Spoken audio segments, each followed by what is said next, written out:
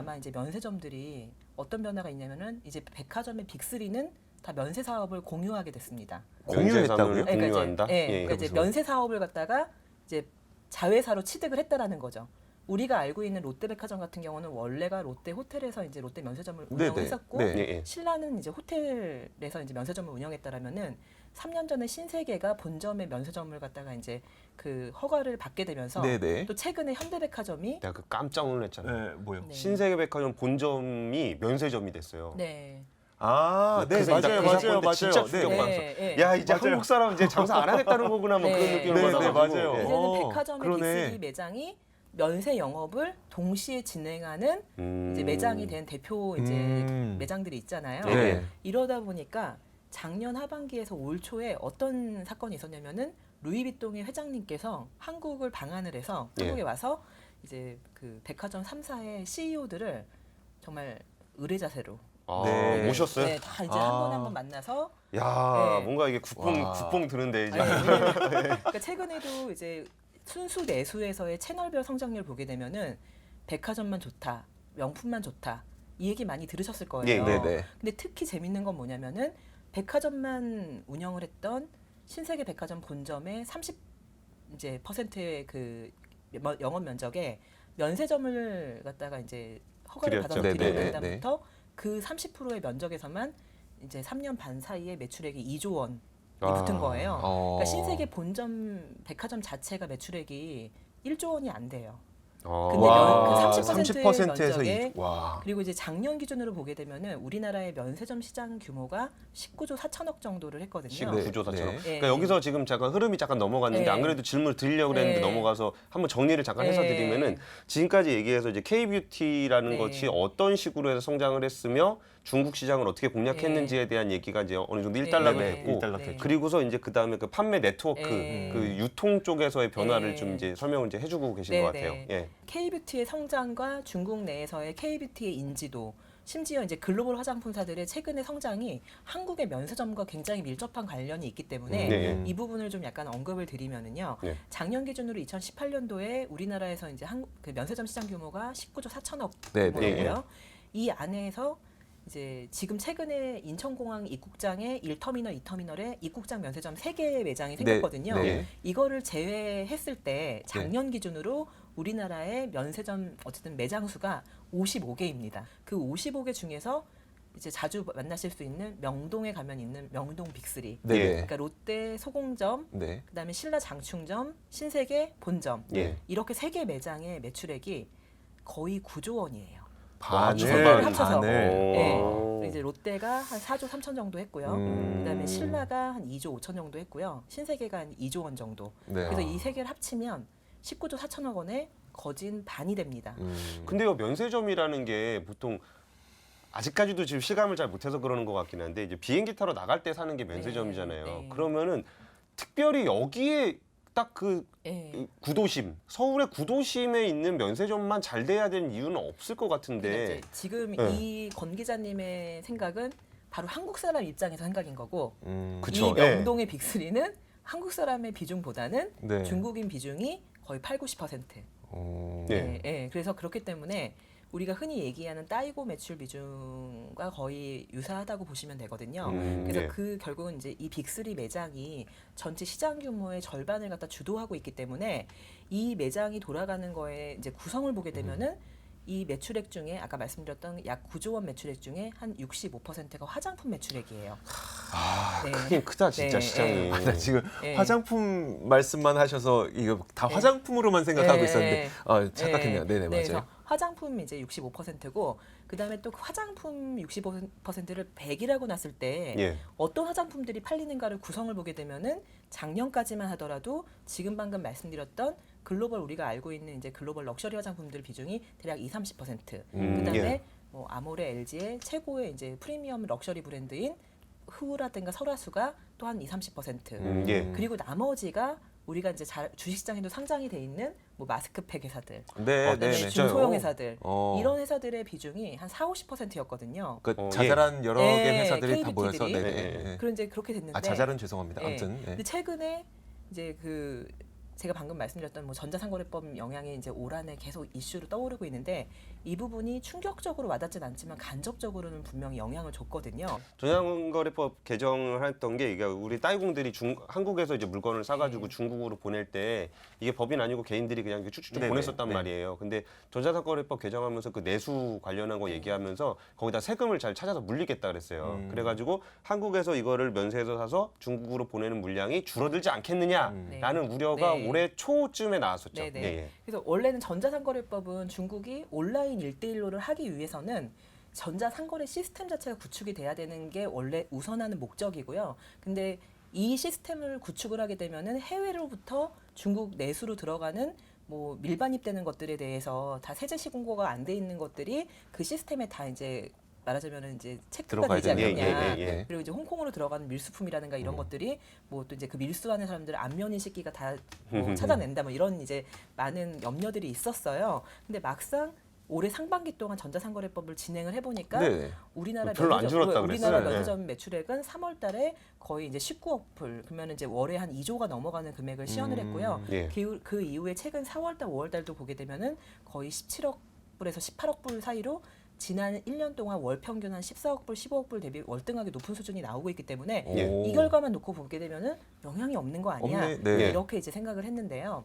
사실은 간접적으로 영향 받고 있는 게 뭐냐면은 그러면은 중국에서 뭔가 한국의 면세점에서 물건을 들여오던 여러 가지 이런 관련된 사업을 하는 사람들이 신고가 안 돼 있는 사람들이 많았던 거예요. 그렇죠. 그래서 예. 이것도 말하자면 이제 이 사업을 하는 큰 대규모의 이제 거래하는 기업이 있는가 반면에 네네. 영세 규모의 개인 따위고까지 있는데 이 영세한 개인 따위고들 같은 경우는 사업자 신고가 안 돼 있거나 세금을 누락했기 때문에 이 거래로부터 이제 할 수가 없게 된 거죠. 네네.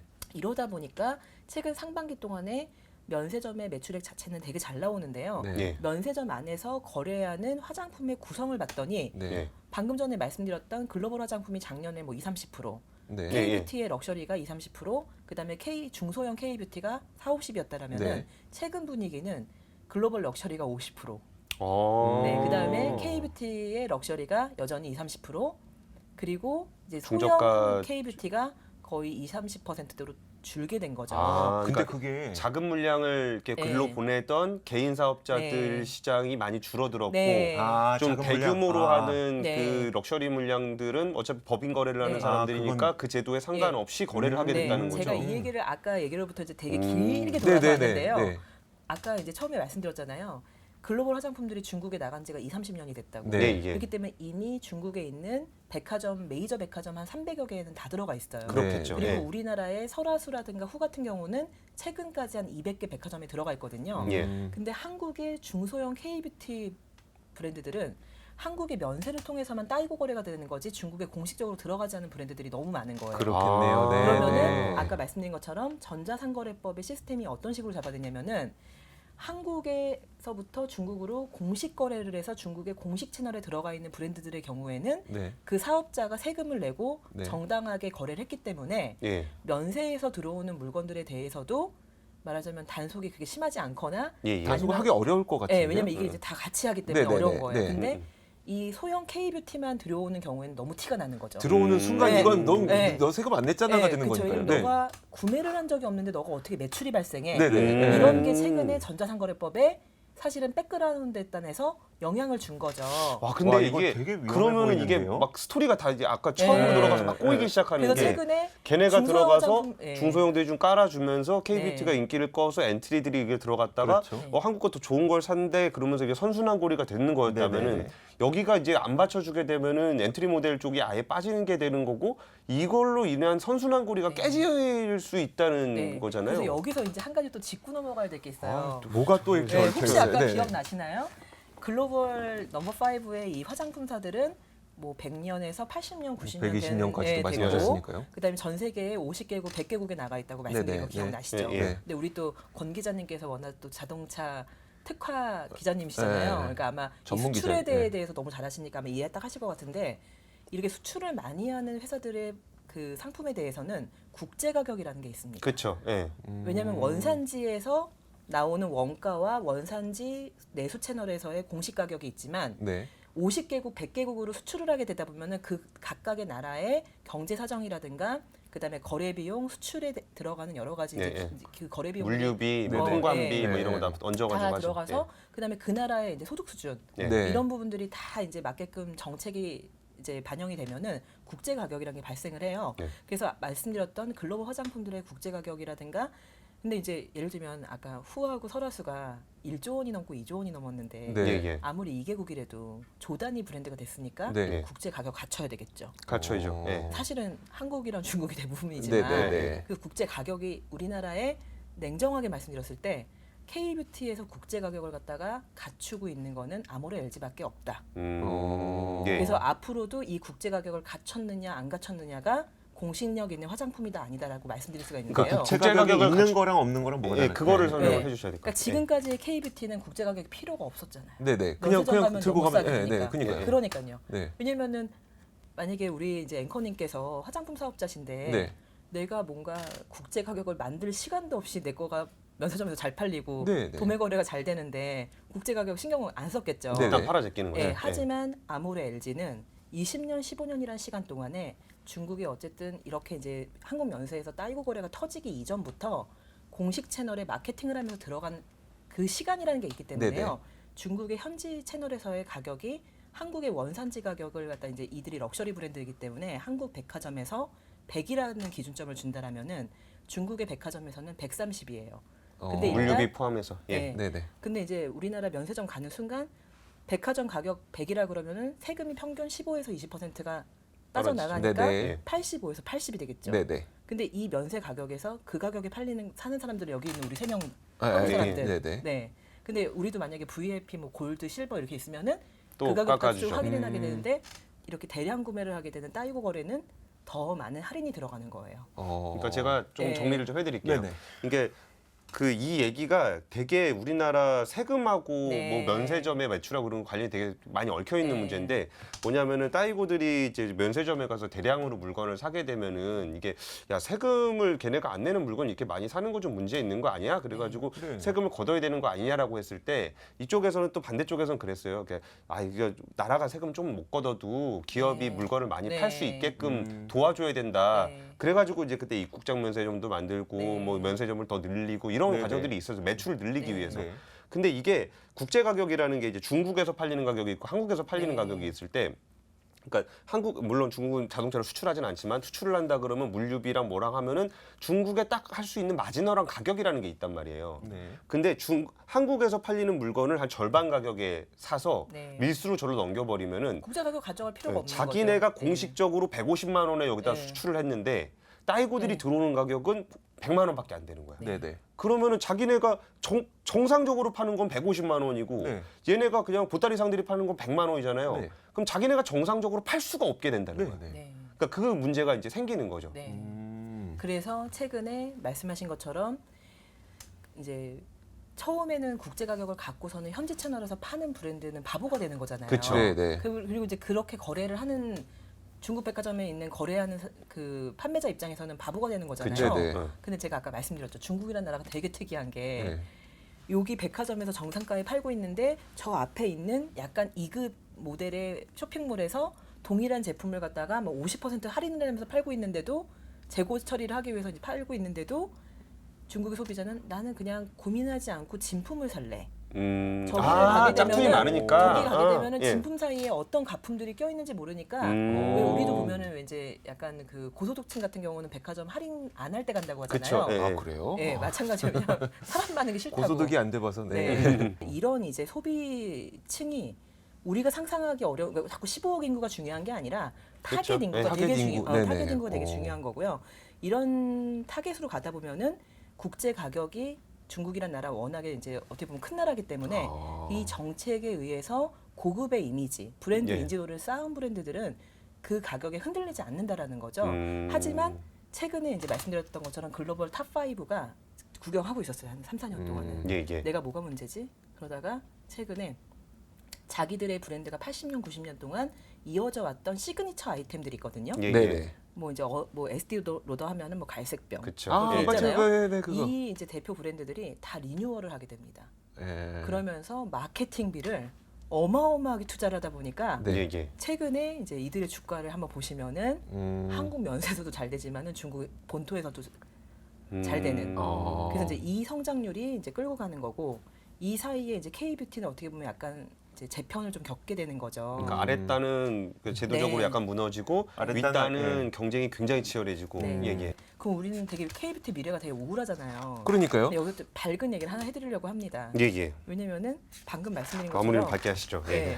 글로벌 화장품들이 최근에 이제 K뷰티를 바라보면서 그러면 중국이란 소비 시장은 이제 전 세계 1등의 소비 시장인데 네. 여기서 잘해보려면은 그동안 자기들이 미국이라든가 유럽에서 팔아왔던 이제 그 서양 세계가 아니라 예. 완전히 이제 동양 세계, 네. 아시안 뷰티를 알아야 되거든요. 예, 예. 근데 그렇죠. 아시안 뷰티의 컬처가 K뷰티다. 네. 예. K뷰티를 알아야 된다. 네. 그러다 보니까 한국의 OEM, ODM을 엄청나게 찾게 되는 거죠. 네. 이거 맥락 잠깐만 네. 제가 설명드리면은 네네. 이게 저런 게 있었어요. 우리가 K뷰티라고 했을 때 우리가 잘 알려져 있는 뭐 설화수라든지 후라든지 이런 게 이렇게 약진하는 모습들이 이렇게 표면적으로 하나 있었고 또 하나는 브랜드 없는 화장품 회사들이 엄청나게 많이 성장을 했어요. 우리나라에 예, 있는 네. 그러니까 예를 들면은 뭐 한국 콜마라든지 음. 코지맥스라든지 그러니까 일반인들은 화장품 네. 샵 가도 그게 없거든요. 네, 네, 근데 그 그쵸. 기업들이 엄청나게 성장을 했기 맞아요. 때문에 이게 뭐 주식을 하거나 네. 이래가지고 그 기업을 따로 찾아보지 않는 이상은 저런 게 왜 언제 이렇게 많이 커져 네. 있지 하는 회사들이 이렇게 있어요. 네네. 근데 그 회사들이 왜 그렇게 컸는지 K뷰티의 한 개의 축으로서 왜 이렇게 성장했는지에 대한 말씀을 좀 예, 그 회사들이 크게 된 배경은요. 이 방송 시작할 초기의 백그라운드 제가 설명드렸어요. 네. 로드샵 화장품들이 초저가 화장품들이잖아요. 그렇죠. 예, 예. 네. 초저가 화장품의 가격이 나오려면은요. 나의 설비를 갖고 가지 않아야 돼요. 우리나라가 IMF 이후에 많은 오래된 이제 공장 설비를 가지고 있는 이제 들어보시면 되게 오래되는 화장품들 되게 많이 있어요. 네. 그 회사들이 좀 어려움을 겪게 됩니다. 이때 말하자면 미샤가 말씀하셨는데 예, 예. 미샤의 이제 그 당시에 이제 창업주가 네. 원래 연구원 출신이시거든요. 네. 예, 예. 이분이 이제 박차고 나오셔갖고 나름대로 이제 전문 OEM 기업한테 뭔가 이제 주문을 하게 되는 거죠. 예. 이렇게 만들어 주세요. 네. 그래서 초저가로 만들어서 대학가에 여대생들이 많은 대학가에 이제 화장품들 이제 전문점들 로드샵들이 생기기 시작을 한 거고요. 예, 예. 이 시작점이 코스맥스와 한국콜마의 거의 시작이라고 보시면 되고요. 그때부터 이제 성장하기 시작을 한 거고 그러다가 K뷰티의 이제 최근 발전에 의해서 중국 로컬에도 굉장히 공장 설비라든가 한국만한 사이즈로 이제 나가 있고요. 네. 그러다 보니까 최근에 중국에 나가 있는 코스맥스의 경우에도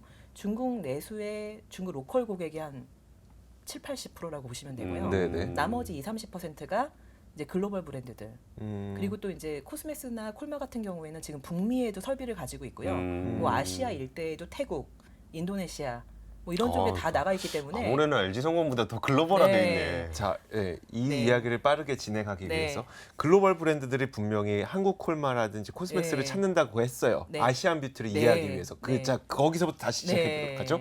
네, 그래서 이제 그 변화가 이 사드 기간 동안에 이제 글로벌 브랜드와 중국의 로컬 브랜드들이 코스맥스 한국 콜마들에게 이제 K뷰티의 컬처를 담은 그다음에 이제 아시안 이제 한국에서 인기 있으면은 중국인들한테도 이제 인기가 좋은 아이템들로 성장하기 때문에 그 부분에 대해서 뭐 이제 주문 생산을 많이 맡기게 된 거죠. 그래서 이 아모레 이제 코스맥스라든가 한국콜마가 과거에 OEM이었다면은 네. 이제 예, 여기 예. OEM은 말하자면 이퀴먼트 이제 그렇죠. 그냥 주문 한 대로 만들어가면은- 만들어 주는 네. 거니까요. 근데 이제 네. 뒤로 바뀝니다. ODM으로 어, 디벨롭먼트. 예. 우리가 해줄게. 네, 어. 한번 근데 아까 이제 기자님처럼 만약 기자님들이 화장품을 하고 싶다 그러면 이제 뭐 없잖아요. R&D가. 모르죠. 네. 그러니까 상담을 하는 거예요. 그러면 이제 이 한국콜마나 코스맥스에서 이렇게 해보시면 어때요? 이게 ODM이고요. 최근에는 어느 단계로 가고 있냐면은 중국에 지금 파워 왕홍들이 엄청 많이 나오고 있는 거 아시죠? 네네. 예, 예. 뭐 요즘에 이제 웨이야라든가 오스틴이라는 왕을 모르면 화장품을 말하지도 말아라. 그래서 제가 화장품 얘기 잘 알아요. 네, 그래서 이 오스틴과 웨이야 같은 경우는 한국 화장품의 이제 어떤 이제 되게 인기 있는 팩트 같은 경우에도 1초 만에 5만 개를 팔아주고 되게 저력이 있거든요. 네. 근데 이들이 말하자면은 이제 앞으로 자기 브랜드를 출시를 준비를 하고 있어요. 아, 네, 그랬을 네. 때 이제 한국 콜마나 코스맥스의 역할은 를 ODM으로 찾아가겠네요. 간다. 네. ODM. ODM은 뭐예요? 브랜드를 만들어주는 거죠. 네. 지금 코스맥스 같은 경우는 작년 기준으로 이제 1조 3천억이 조금 안 되는 매출액을 달성을 와, 했는데요. 네. 그거 1조 3천억이. 네, 근데 이 매출액은요 고객님의 원가예요. 그렇죠. 예. 예. 그래서 아 그러네요. 예, 그렇잖아요. 그러네요. 그래서 코스맥스가 실제적으로 글로벌, 한국, 중국 시장에서 뭔가 화장품 시장에서 영향력은 이 매출액에다가 거기 최소 5배, 6배에서 그들의 이득에다가 그들의 물류비, 그들의 그거 다 더하고. 아니 왜냐면 이제 단가가 누구 걸 해주느냐 이제 글로벌 럭셔리 브랜드를 해주게 되면 이제 프라이싱이 달라지잖아요. 네네, 그렇죠. 예. 그렇기 때문에 최소 5배에서 8배까지 코스맥스 콜마의 매출액에다 화장품 매출액에다가 8배에서 뭐 한 7배 정도를 주는 게 화장품 시장 규모를 컨트롤하는 능력이다라고 보고 있습니다. 거의 갑이네요. 아니 이제 뭐 그렇게 얘기하면 이제 별로 그러니까 안 경제 좋아서- 효과의 네. 지표가 되는 거죠. 아, 뭐 예. 그렇게. 네. 그렇기 때문에 K뷰티는 지금 이제 15년도에 이제 메이저 업체들이 주도했다라면은 지금 사드 이후에 또 이제 새로운 변화를 겪고 있고요. 지금 또 어떻게 보면 이제 ODM사가 OBM으로 가게 되면서 그래서 이제 원래는 중국인 소비자가 이제 메이드 인 코리아를 선호한다. 예, 그리고 예. 메이드 인 차이나 좋아하지 않는다라고 이제 했었는데요. 요즘은 딱 이렇게 봤는데 코스맥스나 콜마가 만들었다 그러면 아 메이드 인 차이나 괜찮아. 아. 이렇게 지금 바뀌고 있다고. 그리고 합니다. 그게 만약에 내가 유명인이고 이게 네. 내가 이제 브랜드를 하는 사람이라면은 그렇게 홍보를 할 것 같아요. 네. 그러니까 이 물건 알지 않냐? 이거 네. 코즈맥스 거다. 네. 이거 내가 이렇게 하긴 하지만 네. 질은 야 코즈맥스 몰라 그러면서 본인이 그 코즈맥스를 홍보를 해줄 것 네. 같아요. 그러니까 이 코즈맥스는 좋은 거야. 그러면서 상대 경쟁할 때도 야 그 뒤에 뭐라 써 있냐? 막 이렇게 네. 나올 수 있는 거라 코즈맥스 자체가 인지도가 좀 낮다고 하더라도 네. 어차피 그 브랜드는 이 사람 제조 강국으로의 예, 이 네. 사람을 통해서 구현이 네. 되는 거니까 그런 측면에서는 정말 새로운 산업 기회가 좀 더 커지는 영역들도 분명히 있는 거네요. 어쨌든 그 전자상거래법의 그 것으로 인해서 네. 개정으로 인해서 중소형사들이 굉장히 힘들어진 건 맞는 네. 거죠. 하지만 요즘에 또 이제 기회는 있습니다. 네. 아까 전자상거래법을 중국 정부가 전자상거래법이라고 하는 어떻게 보면 이제 제한되는 법을 갖다 강화하고 있다라면요. 한편으로는 또 합법적인 방법으로 들어오는 길에 대해서도 계속 공부를 하고 있는데요. 네네. 최근에 이제 알리바바가 이제 전 세계 그러니까 어떻게 보면 중국 정부가 지금 1대1로에 굉장히 집중하고 있잖아요. 네, 네. 근데 한편에 온라인 1대1로에 대해서도 굉장히 뭔가 드라이브를 걸고 있는데 그 온라인 1대1로를 하는 데 있어서 앞장서서 가는 기업이 알리바바라고 보시면 되고요. 그렇군요. 네, 내수 예. 판매해주는. 네, 예. 그래서 알리바바가 티몰 글로벌이라는 네네. 이제 그 채널은 티몰 내수가 있고 티몰 글로벌이 있는데요. 작년에 광군절날 알리바바가 하루 동안에 34조 원의 매출액을 달성했고요. 네. 예. 그 안에서 순수 이제 내수 매출액 때 이제 글로벌 매출액, 티몰 글로벌의 매출액은 뭐 한 9대 1 정도가 되는데요. 9대 1이라는 게 그러니까 90은 내수, 네. 10 아, 정도가 네네. 역직구. 그러니까 이제 중국 소비자가 한국에 있는 화장품을 갖다 티몰 글로벌을 통해서 하는 거예요. 네네. 그래서 예. 이제 이 티몰 글로벌이 중국으로부터 공식적으로 합법화된 절차를 밟고서는 역직구 들어가기 때문에 최근에 이쪽에 이제 한국 화장품들이 굉장히 이제 수출 이렇게 되면 위생허가 안 받고도 바로 그쵸. 이제 시장에 네, 나갈 수가 네, 있거든요. 그래서 이게 성공하게 되면은 티몰 내수로 또 연결될 수 있는 길이 열리기 때문에 이쪽을 되게 적극적으로 활용을 하고 있습니다. 그래도 나온 김에 추천 종목 말씀을 드리면 네, 네. 좋습니다. 좋습니다. 왜냐면 이제 클리오하고 애경산업이라는 종목이 있는데 이게 음. 대표적으로 방금 말씀드렸던 K뷰티의 중소형 화장품들이거든요. 네네. 예. 근데 이제 클리오 같은 경우는 최근에 주가가 뭐 거의 2배까지 왔어요. 맞아요. 네. 그 발경 중에 하나가 말씀드렸던 것처럼 이제 면세 따이공에 대한 뭐 적극적인 마케팅보다는 오히려 한국의 올리브영이라든가 예, 예. 그다음에 이제 중국에서는 뭐 티몰 글로벌 이렇게 이제 좀 많이 강화를 하고 있고요. 그다음에 애경산업 같은 경우도 한국의 홈쇼핑에서 이제 팩트라고 하는 품목 하나로 시작했다라면은 최근에 티몰 글로벌을 통해서 이제 중국 쪽으로의 공식 수출을 확대하면서 뭐 최근에는 물론 주가가 잠시 쉬는 구간을 겪고 있지만 또 코스피 200에도 들어왔고요. 뭔가 이제 건전한 모델로 가고 있는 와중이기 때문에 이 두 종목 모두 면세점 성장은 높진 않습니다. 하지만 그 외에 수출이라든가 내수라든가 뭐 이제 공식적인 채널에서의 굉장히 마케팅과 제품력을 높이고 있기 때문에 뭐 단기에 주가는 많이 올랐고 또 이제 애경산업 같은 경우도 좀 더 봐야 되는 부분이 있지만 건전성 면에서는 지금 말씀드렸던 내용들을 갖다 되게 이제 적극적으로 수용하는 기업이다 이렇게 보고 있습니다. 저는 그 K뷰티라는 게 이런 히스토리를 갖고 있었다는 것도 처음 알았었고요. 네. 그 여러 가지의 이 벌어졌던 사건들이 다 이렇게 연결되어 있었다는 것도 오늘 처음 알았습니다. 그 이야기를 굉장히 재밌게 해주신 IBK 투자증권 안지영 애널리스트였습니다. 오늘 발칙한 경제는 여기서 마치도록 하겠습니다. 고맙습니다. 감사합니다.